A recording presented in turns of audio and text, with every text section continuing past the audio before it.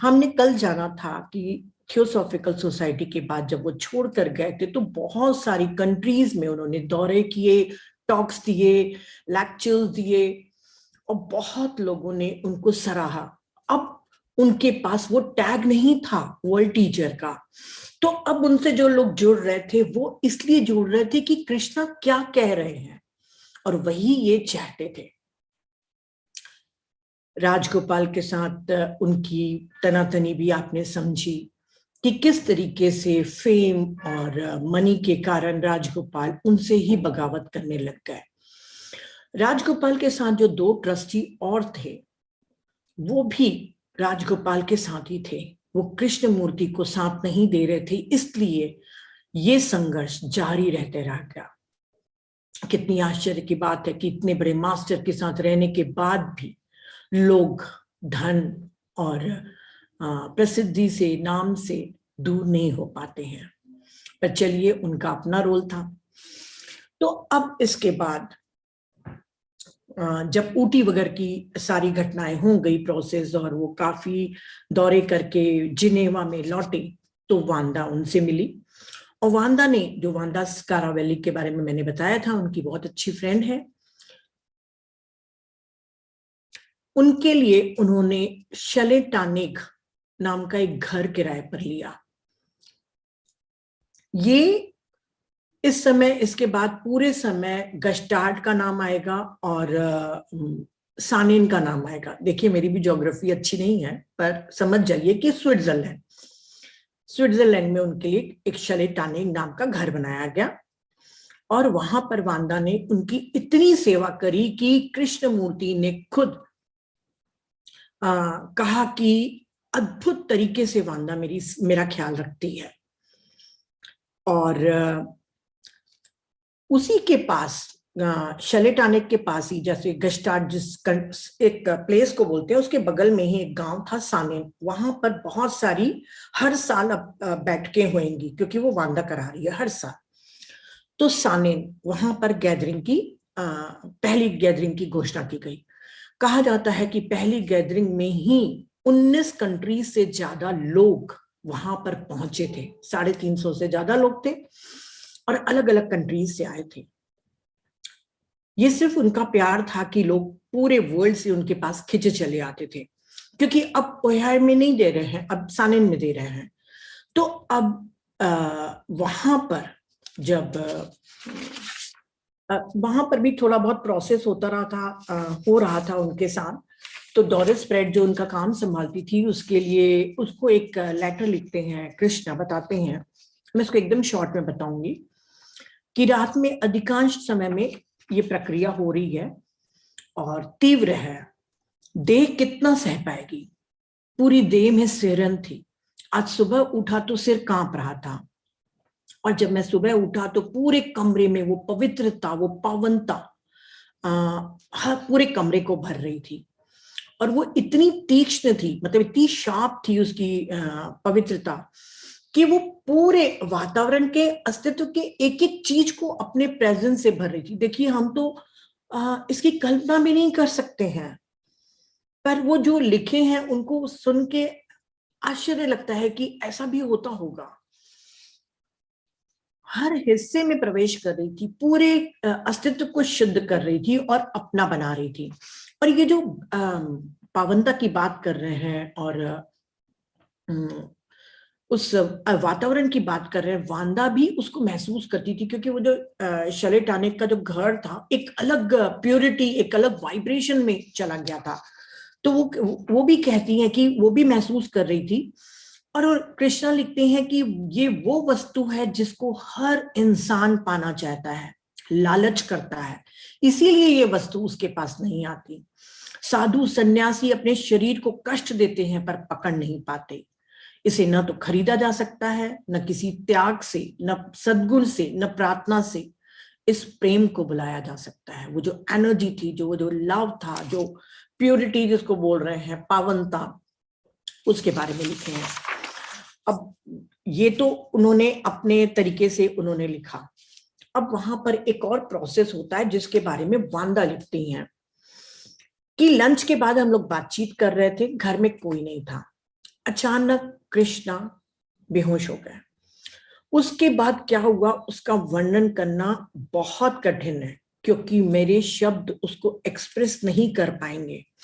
लेकिन ये इतना गंभीर, इतना महत्वपूर्ण और इतना असाधारण चीज थी, जिसको न मैं छुपा सकती हूँ, न इसको गुप्त रख सकती हूँ, न इसको खामोशी में दबाया जा सकता है।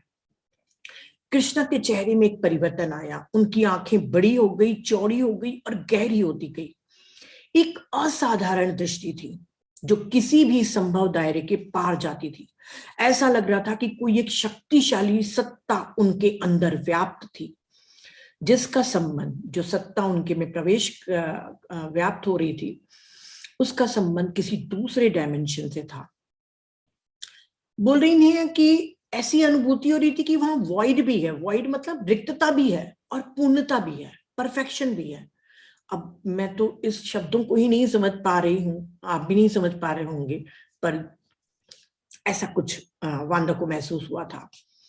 स्पष्ट था कि कृष्णा जा चुके हैं और जो सत्ता पीछे छूट गई थी उसने मुझसे बोलना शुरू कर दिया। और क्या कहती है वो देव चेतना उनको, जब तक वह वापस ना आ जाए मुझे अकेला मत छोड़ना। यदि वह तुमको मुझे छूने देता है तो वह तुम्हें अवश्य प्रेम करता होगा, क्योंकि इस बारे में वो बहुत सख्त है।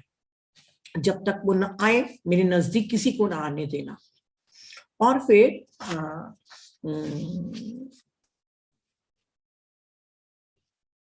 एक बार और घटना होती है ऐसे ही प्रोसेस की। थोड़ा सा उनको बहुत आश्चर्य होता है वांदा को। एक बार और घटना होती है, उसमें लिखती है कि देह चेतना उसको बोलती कि मैं बड़ा अजीब महसूस कर रहा हूं, मैं कहाँ हूं, मुझे मत छोड़ो। तुम क्या मेरे साथ रह सकती हो जब तक कि वो वापस ना आ जाए, मतलब कृष्णा वापस ना आ जाए तब तक कि तुम मेरे साथ रह सकती हो। क्या तुम रिलैक्स हो? तुम एक कुर्सी ले लो। क्या तुम उसको अच्छी तरह से जानती हो? क्या तुम उसकी देखभाल करोगी? वांदा बोलती है मुझे कुछ समझ ही में नहीं आ रहा था। देखिए उनका तो ख्याल रख रही है, सब कुछ कर रही है और उसकी ही बॉडी उनको ऐसे बोल रही है। मुझे कुछ समझ में नहीं आ रहा था, पर जब कृष्णा की चेतना वापस आई तो उनको मैंने ये सब इसके बारे में बताया। अब ये सानिन में गैदरिंग भी चल रही है, प्रोसेस भी हो रहा है, सब कुछ हो रहा है। तो सानिन की गैदरिंग में काफी लोग आते थे। वहां पे उनके जो फ्रेंड थे ऑल्डस हक्सले, वो भी आते थे।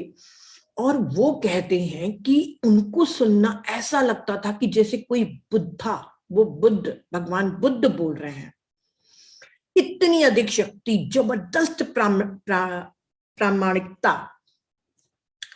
और जो पलायन करते ना, हम जैसे दुख से नहीं भागते कि नहीं, जैसे मान ली किसी के कुछ हो गया तो पर नहीं ये दुख नहीं होना चाहिए, वो पलायनवादी ना, पलायन इन सब से, गुरुओं से, मसीहाओं से, मठ मंदिरों, सबको स्वीकार करने के लिए दृढ़ रूप से इनकार करते थे।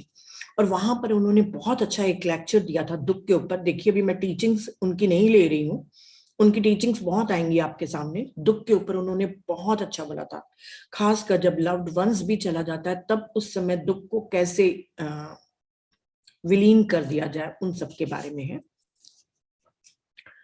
फिर वहीं पर ही वो अपनी एक नोटबुक में लिखते रहते हैं कि आज सुबह, कृष्णा लिख रहे हैं, आज सुबह जागने पर वह फिर अभेद शक्ति मौजूद थी, जिसकी सामर्थ्य ही वह आशीष है, मतलब ब्लेसिंग है। वह अस्पर्शित और विशुद्ध वार्ता के समय भी विद्यमान रहती है। देखिए मैं इतनी अच्छी हिंदी बोल रही हूँ क्योंकि वो हिंदी बुक से मैंने निकाला है, तो मैंने ज्यादा उसको वो नहीं किया है। इतने प्यारे वर्ड्स हैं, आप लोग को समझना चाहिए। अस्पर्शित मतलब वो जो शक्ति है, अनटच्ड और प्योर, शुद्ध, एब्सोल्यूट प्योर है, विशुद्ध। वार्ता के समय भी विद्यमान रही, मतलब जितने वो टॉक्स कर रहे थे सानिन गैदरिंग में, उस समय वो वार्ता के समय भी मौजूद रही। पुस्तक में छप जाने के बाद वो वार्ता इतनी शक्तिशाली नहीं रहती थी। मैंने कहा था ना कि जैसे टॉक में बैठे हैं लोग, टॉक सुन के सुन रहे हैं, अचानक उनके में एक ट्रांसफॉर्मेशन शुरू हो जाता था। पर वही जब चीजें बुक में छपती थी तो वो उतनी पावरफुल नहीं लगती थी और एक साधारण टाइप की लगती थी।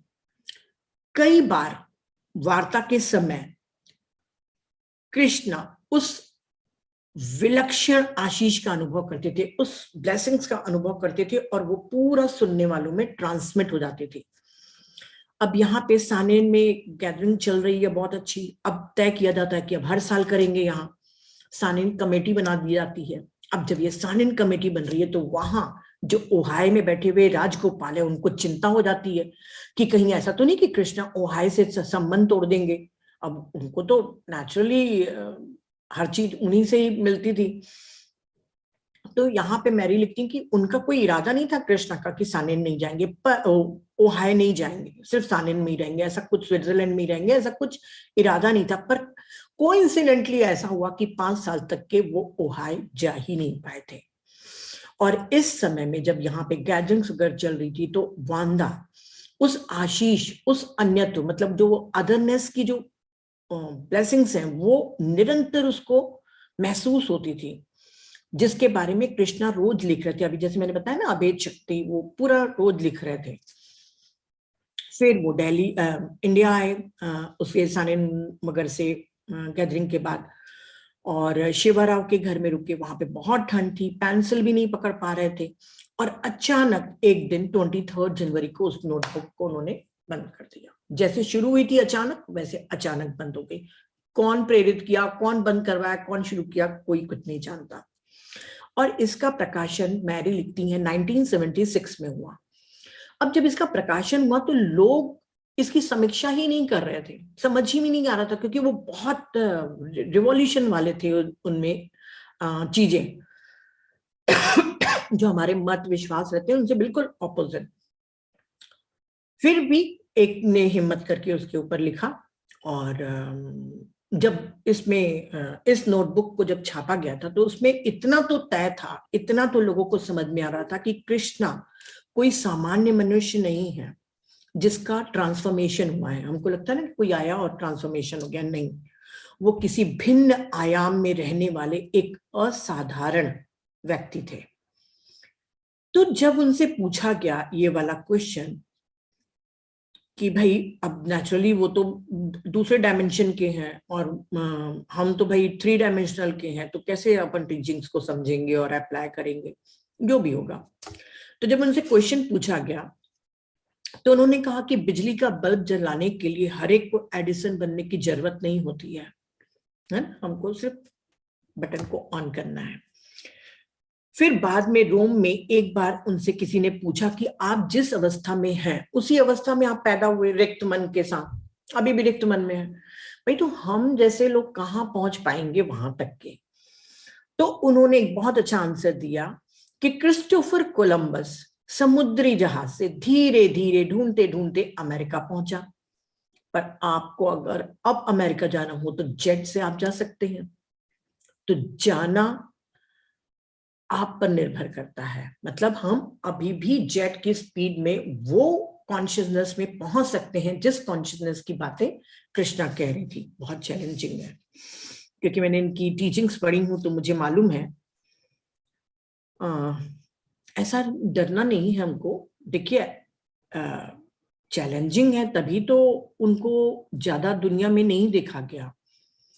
गीता के पाठ पढ़ते गए लोग ना, और सब उपनिषद खंगालते रह गए, जो थोड़ा इजी है उसी को ही खंगाल रहे हैं। पर ये जो आज की डेट की कॉन्शियसनेस की बात कर रहे हैं वो बहुत इंपॉर्टेंट है। फिर वो यहाँ पे जब इंडिया आए थे तो यहाँ पर उन्होंने बहुत सारी टॉक्स दिए, 23 टॉक्स। फिर अनगिनत परिचर्चाओं में भी भाग लेते रहे। इंडिया में इतना सब कुछ टॉक करने के बाद फिर वो रोम जाते हैं, वांदा से मिलते हैं, और उस समय उनको फीवर हो जाता है, और फीवर के बाद तुरंत बाद वो चले जाते हैं, मतलब फिर से प्रोसेस हो रहा है। अब वांदा लिखती है कि हमेशा जो बच्चों के समान बात करते थे, 4-5 साल के बच्चे के समान जब बात करती थी, अब वैसी वाली बात नहीं थी, अब सहज रूप से बात कर रहे हैं, बिल्कुल जैसे एक एडल्ट बात करता है। और यहाँ पर जो बोलते हैं, मैं पूरा नहीं पढ़ के बता सकती हूँ फ्रेंड, क्योंकि बहुत सारे अभी इस काल में बहुत सी चीजें हैं जो मुझे बतानी है। एक चीज उनकी देह चेतना बोलती है, जिसको मैंने शॉर्ट में करके आप लोग के लिए सोचा है, कि देह चेतना उसको बोलती है कि वांदा को, कि तुम उसको बताओ कि मृत्यु बहुत निकट है, उसे बताना चाहिए। आज सुबह वो तुमसे कुछ बात करना चाह रहा था, तुम उसको सुनो और तुम उसको बताओ, किसी भी तरीके से इशारे से बताओ कि वो पूरा का पूरा यहाँ पे नहीं रहता है। मतलब वो पूरा का पूरा डाइनिंग टेबल पे भी नहीं बैठता है, वो कोई दूसरे डायमेंशन में भी रहता है। वो डायमेंशन नहीं बोल रहा है दे चेतना, वो बोल रहा है कि पूरा का पूरा वो यहाँ नहीं रहता है। और वो जो इतने टूर्स कर रहा है, इतनी पैकिंग कर रहा है, लोगों से मिल रहा है, फ्लाइट में चढ़ रहा है, वो कितना ज्यादा अपने को थका रहा है। और इस देह को बनाने में शताब्दियां लगी हैं, तो अपने को वो मत थकाए, वो लिमिटेड करे अपने इस जर्नी को, मतलब टूर्स वगैरह को लिमिटेड करे। और उसको बताओ कि आ, आ,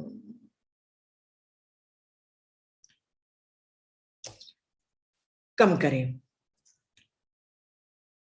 और यहाँ पे ये भी बोलता है कि देखो अभी वहां पे वो इतने टूर्स कर रहा था, हाँ इंडिया में जैसे वो गया था, 23 वार्ताएं वगैरह सब किया और अनगिनत, फिर उसको रोम आना था उस लेडी से मिलने। अब मैरी वांदा को ही बोल रहा है कि उस लेडी से मिलने उसको रोम आना था।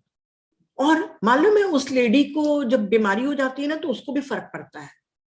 मतलब वांदा को अगर कुछ हो जाता है तो कृष्णा को भी फर्क पड़ता है। वो कह रहा है कि वो अपने लिए नहीं जीता है, वो दूसरों के लिए जीता है, वो तुमसे बहुत प्यार करता है, वो तुमसे वगैरह नहीं। वो यहाँ पे ऐसे बोलता है कि वो उस लेडी से, वांदा से मिलने के लिए रोम आया है। तो उसको मना करो कि इतना जगह जगह मत घूमे। फिर उसके बाद थोड़े दिनों के बाद उसको लिचो लेके जाती है, लिचो। फिर वहां पर उनको किडनी और मम्स हो जाते हैं हमारे कृष्णा को। वहां पे भी उनकी बहुत सेवा करती है, कोई डॉक्टर का इलाज वगैरह नहीं कराते हैं वो। फिर वहां इंग्लैंड में एक जगह जो विंबलडन है, वहां पर ये जाते हैं कृष्णा। वहां लेडी एमिली से मिलने जाते हैं जो उनकी मदर के रूप में थी। और विंबलडन में एक छोटा सा एक घर किराए पे ले लेते हैं। तो लेडी एमिली से मिलने जाती है। अब वो 87 ईयर्स की हो चुकी है और अपनी याददाश्त पूरी तरह खो चुकी थी।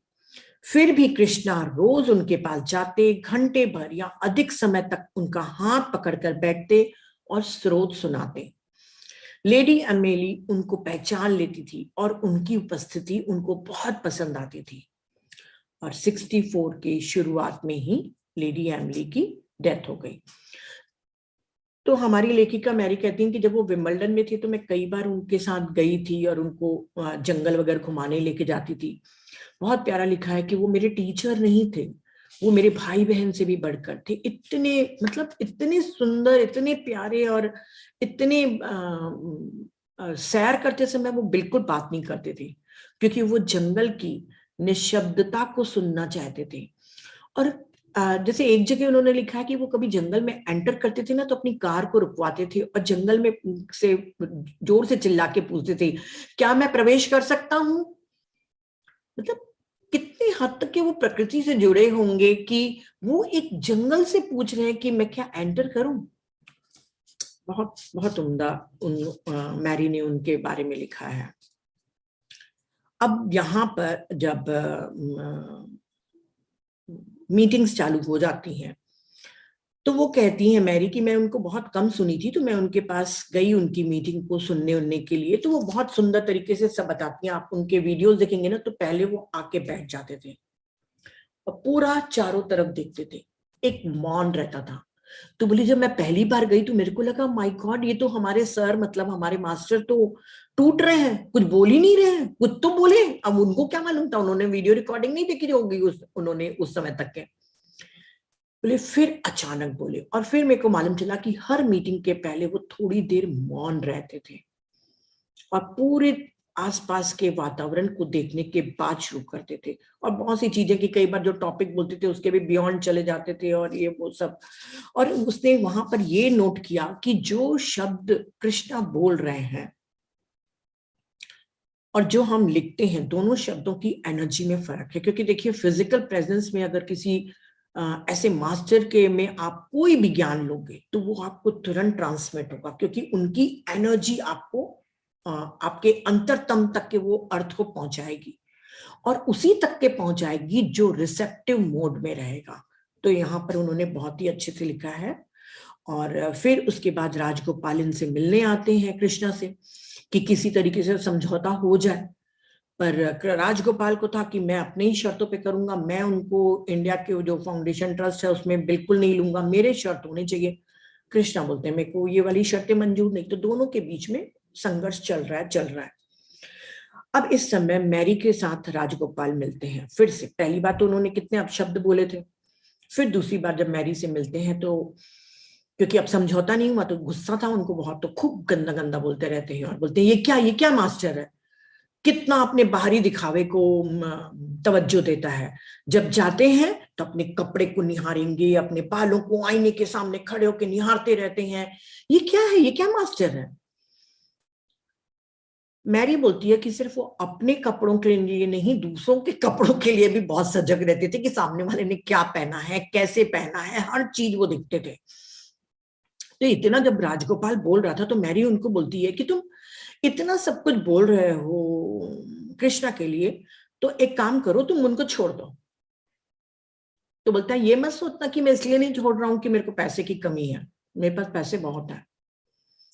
तब मैरी लिखती है बहुत अच्छा शब्द जो मुझे बहुत अच्छा लगा कि समस्या ये नहीं थी कि उनको वो था पैसों का और उस चीज का, वो राजगोपाल एक तरफा प्रेम और घृणा के संबंध में फंसा हुआ था।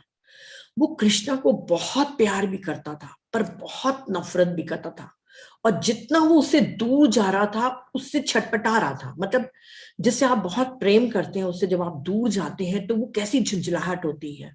तो बहुत सुंदर तरीके से मैरी ने लिखा है कि वो विलगाव उनका जो था उसके कारण उस संबंध को तोड़ के बाहर नहीं जा पा रहे थे। फिर उसके बाद कृष्णा रोम में जाते हैं, फिर वांदा से मिलते हैं, और रोम में जब रहते हैं ना तब जो हक्सले थे, ऑल्डस हक्सले, उनसे मिलने आते हैं और बात करते हैं, और यहाँ पर उनकी आखिरी मुलाकात थी। कितने देखिए इनके फ्रेंड छूटते गए, लेडी अमिली भी चली गई, फिर अब हक्सले भी जा रहे हैं, उनको टंग का कैंसर हुआ था, और वो कृष्णा को बताते हैं कि मैंने अपनी वाइफ को तक के नहीं बताया कि मेरे को टंग का कैंसर है। और फिर उसके बाद जब उनकी डेथ हो गई और कृष्णा को मालूम चला तो कृष्णा ने सिर्फ एक ही शब्द किया कि आशा करता हूं कि उन्हें कष्ट नहीं उठाना पड़ा होगा। अब इसके बाद जब फिर से स्विट्जरलैंड आए और सानिन कमेटी वगैरह बनी तो उनको एक मर्सिडीज कार लेके दी गई कृष्णा को। तो मैरी बताती है कि हमको घुमाने लेके गए, बहुत मर्सिडीज का ख्याल रखते थे और बहुत कम निकालते थे और खुद साफ करके रखते थे उस मर्सिडीज को। और वहां पर बुलेट सानिन की जो गैदरिंग थी, देखिए उनके लिए कितनी हर चीज यूनिवर्स प्रोवाइड कर रहा था। यहां पर जो दो फ्रेंड बनेंगे इनके, वो इनको बहुत काम आएंगे। एक है एलन नॉर्डिंग, एक जवान लड़का है जो इनकी टीचिंग्स, इनकी बुक को पढ़ के दीवाना हो गया था, पियानो का वादक है और इनके साथ काम करने के लिए तैयार हो गया था, और बहुत मल्टी लैंग्वेजेस उसको आती थी और बहुत प्यारा अच्छा इंसान था वो।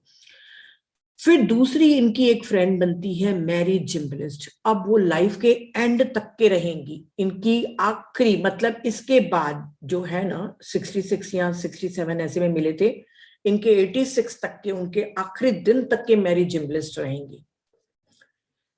मैरी जिम्बलिस्ट ओहायो में इनको सुनने आती थी, 1944 की बात है।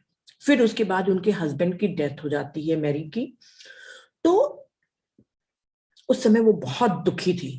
तब उनको कृष्णा समझाते हैं, मैंने कहा ना वो लव्ड वंस के जो छूटने के बाद इतना अच्छा बोलते हैं। जैसे एक छोटा सा सेंटेंस मैं बोलूंगी कि देखिए हम सबको मालूम है कि मृत्यु निश्चित है, मैं भी जाऊंगी, मेरे हस्बैंड भी जाएंगे, मेरे बच्चे भी जाएंगे, सब जाएंगे। पर यदि कोई सामने वाला चला जाता है तो हमको ये तथ्य मालूम है, हमको ये ट्रुथ मालूम है, पर हम उसको स्वीकारते नहीं है, हम उससे भागने की कोशिश करते हैं। तो वहां पर बहुत सुंदर तरीके से उन्होंने मैरी जिम्बलिस्ट को समझाया था, और मैरी जिम्बलिस्ट अपने हस्बैंड की डेथ के बाहर आई थी और उसके बाद कृष्णा की फॉलोअर बन गई थी। तो अब ओहायो में तो होता नहीं था, तो फिर यहाँ पर आई थी सानिन में, और फिर यहाँ पर इनकी दोस्ती बहुत बहुत अच्छी हो गई। अब तीन फ्रेंड्स अच्छे बन गए थे, कृष्णा, मैरी जिमलिस्ट और एलन नॉडे। वो बहुत घूमेंगे, बहुत बहुत सैर सपाटे पे जाएंगे, पिकनिक पे जाएंगे, मस्ती करेंगे, जंगलों में घूमेंगे, सब जगह जाएंगे। अब यहाँ पर फिर क्या होता है कि ये सब होते रहता है और 1968 में कृष्णमूर्ति फाउंडेशन ऑफ लंदन की स्थापना की जाती है, क्योंकि कृष्णमूर्ति राइटिंग्स का तो पहले से ही राजगोपाल ने पूरा ले लिया था, सारी जमीन जायदाद सब अपने कब्जे में कर लिया था, और वो मुकदमा चल रहा है, मुकदमा नहीं चल रहा था उस समय, कुछ और था। 68 में लंदन की बनाते हैं फाउंडेशन, 69 में कृष्णमूर्ति फाउंडेशन ऑफ अमेरिका बनाते हैं, और 1970 में कृष्णमूर्ति फाउंडेशन ऑफ इंडिया बनाते हैं। अब ये जब तीनों फाउंडेशन बन गई तो अब राजगोपाल को मुकदमा करना पड़ा, और फिर वो म्यूचुअल अंडरस्टैंडिंग से कृष्णमूर्ति राइटिंग्स को भंग कर दिया गया, और बदले में कुछ घर और कुछ चीजें राजगोपाल को दी गई, पर दी एंड हो गया उस संघर्ष का। अब बताइए, जिनसे इतना पैसा जो कमा रहे थे उनको अपने ही पैसे के लिए कितना संघर्ष करना पड़ता है। तो ठीक है, अब बहुत अच्छे से एलन नॉडे और वो घूमते रहते हैं, और एलन नॉडे बता रहे थे कि नहीं सॉरी एलन नॉडे और वो सब घूम रहे हैं, मैरी बताते रहती हैं। और 1969 में जब मिले थे मैरी को, तो मैंने आप लोग को याद होगा बताया था, मैरी जो हमारी लेखिका है, देखिए मैरी जिमलिस्ट और मैरी हमारी जो लुएंट्स हैं वो दोनों मैरी है, तो वो मैरी बोलती है कि मैरी जिमलिस्ट को वो मारिया बोलते थे, ताकि दोनों में कंफ्यूजन ना हो। पर बुक में हर जगह मैरी मैरी लिखा है, तो मैं तो समझ रही हूँ कि कब मैरी जिमलिस्ट है और कब मैरी लुएंट्स है। आप लोग के लिए मैं मैरी ही बोलूंगी, आप थोड़ा समझिएगा, ठीक है? मैं मारिया नहीं बोलूंगी क्योंकि मेरे से नहीं बोलते बनेगा वो, मतलब बुक में नहीं लिखा है। तो हमारी लेखिका को 1969 में बोलते हैं मेरे पूरी वार्ताओं का संकलन करो, तो उन्होंने अपनी एक बुक लिख दी थी, फ्रीडम फ्रॉम दी नोन। उसमें एक बहुत प्यारा चैप्टर है जो उन्होंने जिक्र किया है मैरी ने प्रेम के ऊपर, बहुत बहुत सुंदर है। जब अपन वो बुक को पढ़ेंगे तब अपन इस चैप्टर को भी पढ़ेंगे ना अच्छे से, कि प्रेम क्या है, मतलब बहुत सुंदर। आप भी थोड़ा हिलेंगे कि अपन जिसको बोलते हैं ना, मैं तो अपने हस्बैंड को प्यार करती हूँ, अपने बच्चे को प्यार करती हूँ, प्यार है कि नहीं है, खुद पे आप जब इंट्रोस्पेक्शन करेंगे तो आश्चर्य करेंगे कि कोई प्यार व्यार नहीं है, ये सिर्फ हमारे शाब्दिक क्या बोलते हैं शब्द है हमारे, वाकई। तो फिर 1970 में बोलते हैं कि अब तुम मेरे ऊपर बुक लिखो, और मैंने शिवा राव को दिया था, पर उनकी तबीयत ठीक नहीं है, और वैसे भी बताई थी ना 1 साल ही बचा था उनकी मृत्यु को। तो बोले एक काम करो मैरी, अब तुम इतनी अच्छी बुक है और तुमने अच्छे से लिख लिया है, क्योंकि एलन नॉडे ने ही बताया था इनको, कृष्णमूर्ति को, कि ये लेखिका है, वो पहले से ही लेखिका थी मैरी लुएंट्स, उनको नहीं मालूम था कृष्णा को। तो उनके कहने पर ही 1969 में उन्होंने फ्रीडम फ्रॉम दी नोन लिखा, फिर उनको ये बायोग्राफी लिखने के लिए दिया जो हम पढ़ रहे हैं, और ये उनकी जीवन की सबसे बेहतरीन बुक है। मैंने इतनी बुक्स खंगाल डाली, इनसे बेहतर कोई नहीं लिखा है।